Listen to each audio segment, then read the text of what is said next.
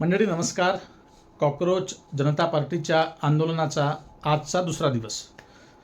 काल सकाळपासून त्या ठिकाणी आंदोलन सुरू झालं आणि तुम्हाला ठाऊक असेल मंडळी, आज नीटचा पेपर होता, आज 21 तारीख. तर आज नीटचा पेपर आटोपून अनेक युवक त्या ठिकाणी आज आले. परंतु कालची घटना तुम्हाला ठाऊक असेल नसेल, कारण मेनस्ट्रीम मीडियामध्ये खऱ्या बातम्या येत नाहीत मंडळी. ज्या बातम्या सरकारला त्रास होईल, ज्या बातम्यांनी सरकारला त्रास होईल, जे प्रश्न सरकार पुढे मोठमोठे उभे राहतील, अशा प्रश्नांना वाचा फोडण्यासाठी मेनस्ट्रीम मीडिया काम करत नाही, हल्ली तुम्हाला ठाऊक आहे. आणि आपण म्हणतो की लोकांना ठाऊक नाही किंवा लोक असे का बरडतायत, असे का वागतायत, तर लोकांचा दोष नाही, कारण त्यांच्यापर्यंत बातम्याच खऱ्या पद्धतीनं पोहोचत नाही. आता ज्यांच्या हाती स्मार्टफोन आहे त्यांना हे सगळं कळतं, परंतु स्मार्टफोनही एका घरी कोणाच्या हातात आहे, तर गोरगरीब जनता जी ग्रामीण भागातली आहेत, त्यामध्ये शिकले सवरले लेकरं असतील, मुलं असतील, त्यांच्या हातात फोन आहे, त्यांना ते कळतं. पण ते घरी सगळ्यांना समजावून सांगत बसतील का? तर कालची घटना मंडळी तुम्हाला सांगतो, तुम्हाला व्हिडिओ दाखवणार आहे मी, व्हिडिओ बघा तुम्ही, की काल काय केलं. अगदी ना मोदी सरकारमध्ये, या सरकारमध्ये पोरखेड सुरू आहे. अर्थातच काँग्रेस सरकारमध्ये हेच होतं, काही याच्यापेक्षा वेगळं नव्हतं. फक्त हे प्रामुख्यानं या सरकारच्या गोष्टी का पुढे येत आहेत, नकारात्मक घटना का पुढे येत आहेत, तर या सरकारला भरपूर दिवस झाले ना, आज 2014 पासून तर आज 12 वर्ष झाले. त्यामुळे आपल्याला प्रामुख्याने जास्त हे प्रकर्षानं दिसत आहे. परंतु काँग्रेसनेही काही कमी हेळसांड लोकांची केलेली नाही, यामध्ये काही दुमत नाही. कोणाकडून आपल्याला बोलण्याचा काही अर्थ नाही.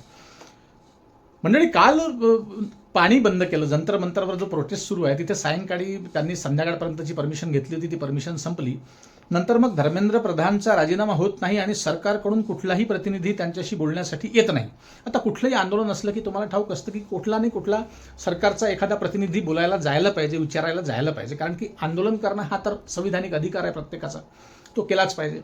पण सरकारचं कर्तव्य काय आहे, की काय देशात सुरू आहे, तर ही भानगड काय आहे नेमकी, ती निपटवण्यासाठी त्यांनी कुणाला तरी पाठवलं पाहिजे. तर ते कोणी सायंकाळपर्यंत आलं नसल्यानं तो प्रोटेस्ट आंदोलन पुढे वाढवण्याचा त्यांनी मनसुबा केला, त्यांनी विचार केला.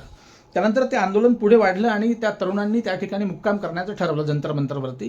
तर रात्री उशिरापर्यंत लाईट पाणी सगळंच व्यवस्थित सुरळीत सुरू होतं. परंतु सरकारने वॉटर कॅनन, अश्रुधूर वगैरे वगैरे अशांची काही गरज पडली नाही, कारण तेवढी गर्दी नव्हती तिथे.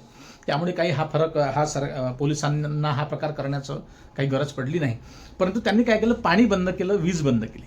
म्हणजे हा किती पोरखेड आहे. म्हणजे एखाद्या घरची सायकल, मोठ्या भावाची सायकल लहान भावानी फिरवायला नेऊ नये म्हणून त्या सायकलच्या चाकामधली हवा काढून घेणं वगैरे, असा पोरखेड, असा एकदम लहान लेकरांचा खेळ ज्याला म्हणतो.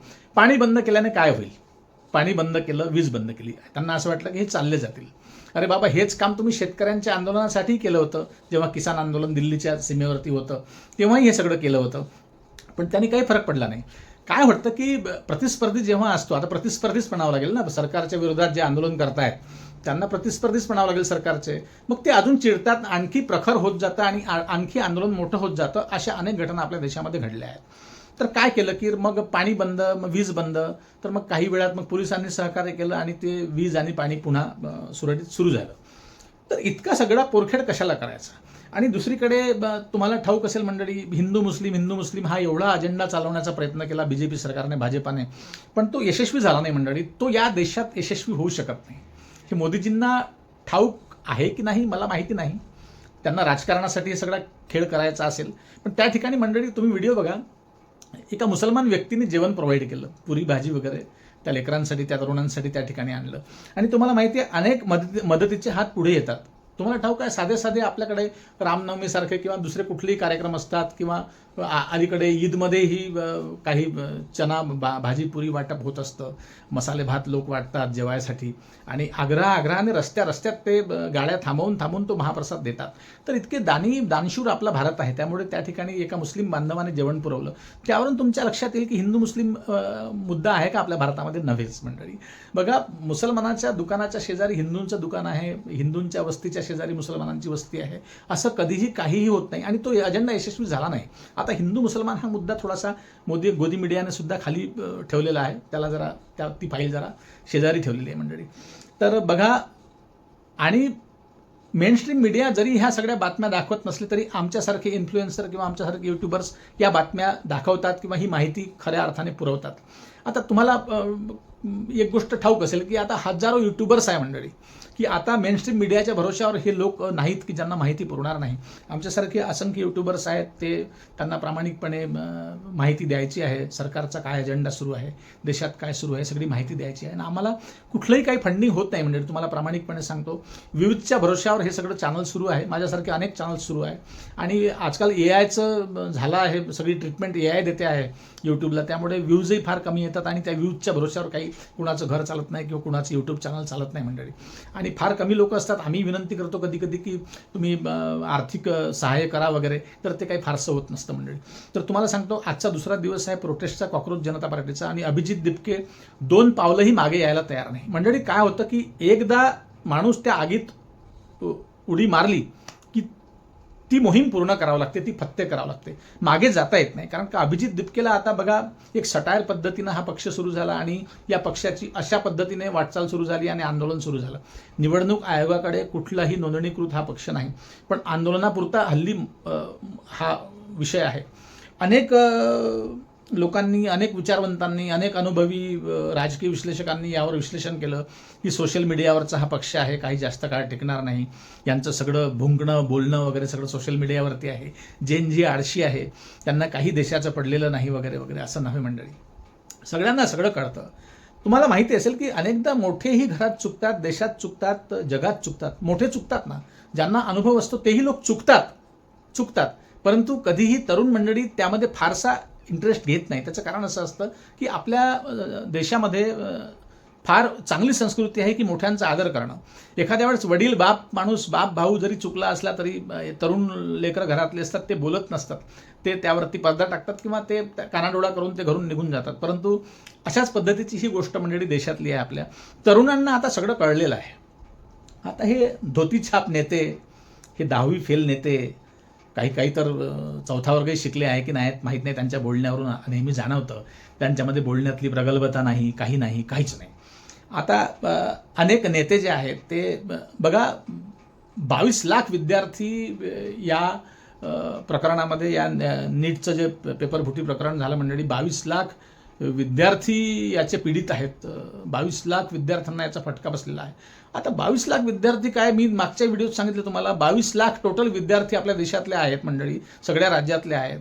तर ते काय फक्त काँग्रेसच्या बापाची मुलं आहेत का हो, किंवा शिवसेनेच्या बापाची मुलं आहेत का, किंवा त्याच पार्टीचे लेकरं आहेत का, किंवा त्या पार्टीच्या आईवडिलांचे लेकरं आहेत का? नाही, नव्हे, सगळ्यांचेच आहे. त्याच्यामध्ये भाजपाचेही असतील, सगळ्याच आहे. 22 लाख म्हणजे सगळे आलेच. आणि नीटची परीक्षा देणारे मुलं सगळ्याच भागातले आहे, सगळ्या राज्यातले आहेत. मग कुणीही काहीही बोलत नाही मंडळी. पूर्वी काय व्हायचं की पूर्वी एखादा असा मुद्दा जनतेचा असला आणि सत्ता पक्षातला माणूसही त्याच्यावरती बाईट देताना फार तोला मोलाने बोलून बॅलन्स बोलायचा सगळं, की देशातला खरोखर हा प्रश्न आहे का. पण तुम्हाला कुठलाही भाजपाचा नेता यावरती बोलताना दिसत नसेल की खरोखर आमच्या मोदीजींनी गोष्ट ऐकून घ्यायला पाहिजे किंवा आम्ही प्रयत्न करणार आहोत. त्यामध्ये आमच्या नागपूरचे महान गडकरी साहेब असतील, देवेंद्र फडणवीस साहेब असतील, मोठमोठे नेत्यांचं नाव घेतो, राजनाथ सिंग असतील, असे अनेक नेते असतील की त्यांनी याविषयी बोलायला पाहिजे पण बोलत नाहीत.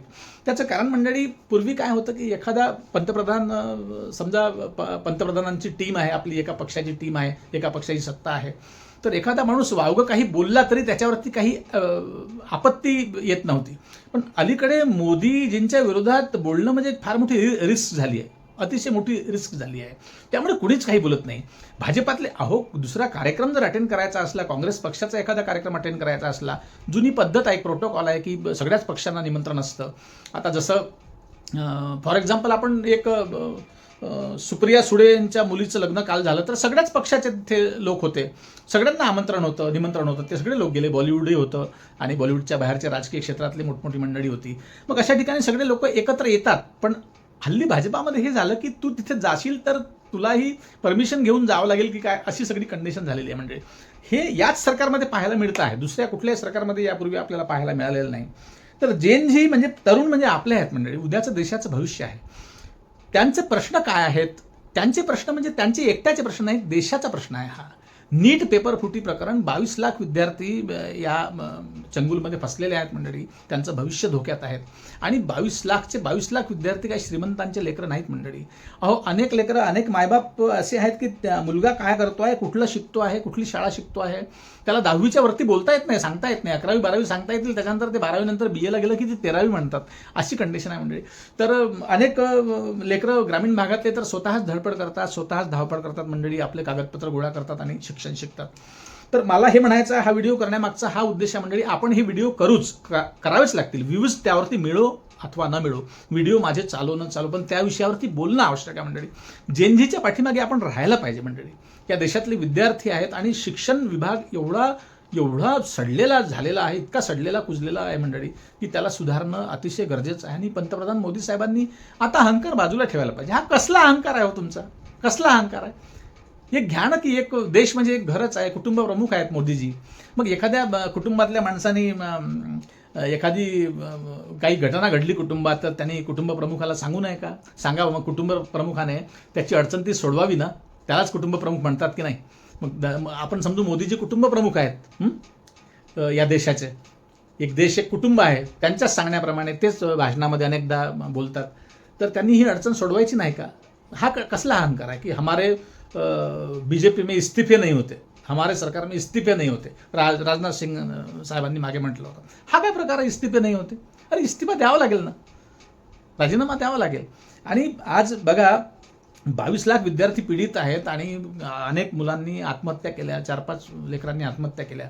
ज्यांच्या मुलांनी आत्महत्या केल्या तेही काही पालक त्या जंतर मंतरवरती काल आले होते मंडळी. एखाद्या घरातला एखाद्या अशा विषयासाठी जीव जाणं किती भयंकर दुःखदायक क्लेशदायक गोष्ट आहे मंडळी.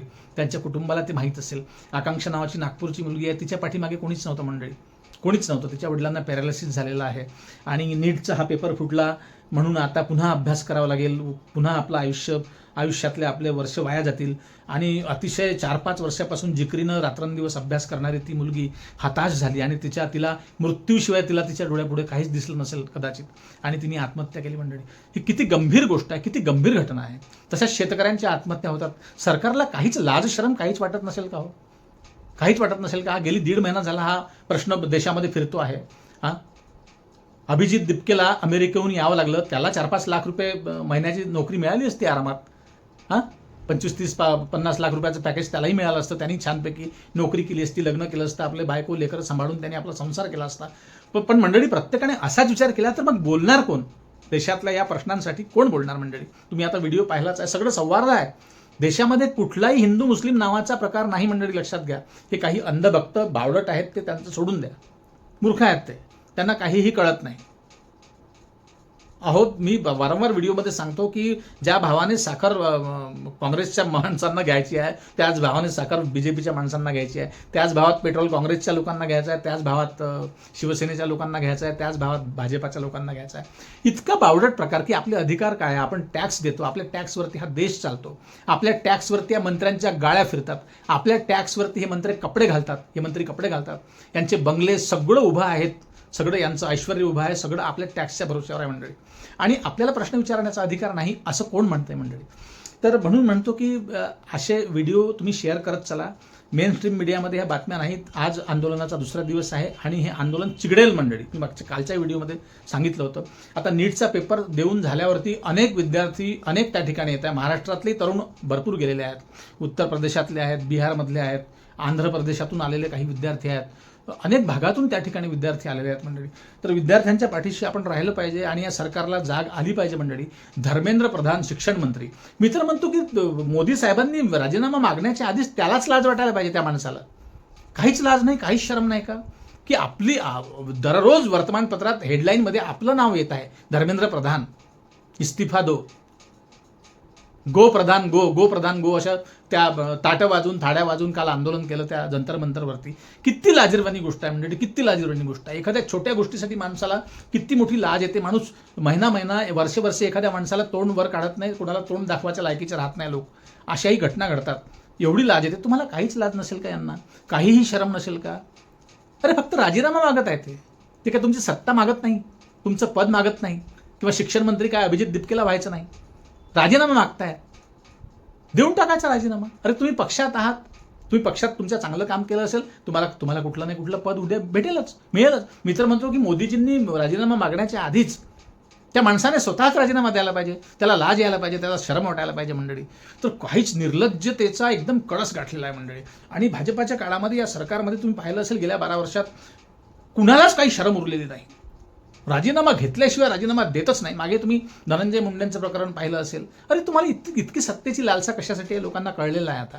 आता तुम्हाला काही विकास वगैरे, तुम्हाला काही लोकांची सेवा वगैरे करायचं नाही, ते सगळं कळलं आता लोकांना. पूर्वी सोशल मीडिया नव्हता, वर्तमानपत्रातून फारशा बातम्या कळत नव्हत्या मंडळी, प्रकर्षानं कळत नव्हत्या. पण आता सोशल मीडिया असल्यामुळं घराघरात या बातम्या पोहोचतात. नेते काय खातात, कुठे फिरतात, कुठे झोपतात, हे सगळं लोकांना माहिती होतं. त्यामुळे बेशर्मीची हद झालेली आहे, एकदम हद. आणि मग त्यांचं अरे आंदोलन करू द्या, आंदोलनाचा अधिकार संविधानाने प्रत्येकाला दिलेला आहे. तुम्ही काय त्यांचं पाणी बंद करताय, तुम्ही काय त्यांची वीज बंद करताय. आता इतकंच फक्त राहिलं की पोलिसांना तुम्ही आदेश दिले नाहीत त्यांना ठोकायचे.